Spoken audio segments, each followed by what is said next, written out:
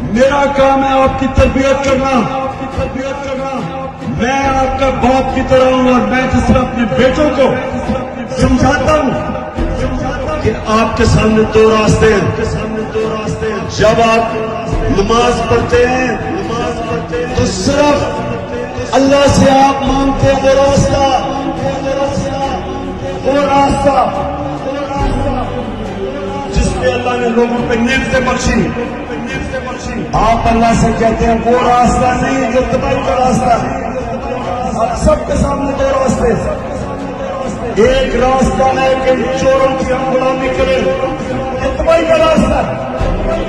دوسرا راستہ کہ ہم اپنے نبی صلی اللہ علیہ وسلم کی سنت پر چلتے ہوئے رائے حق پہ کھڑے ہوں.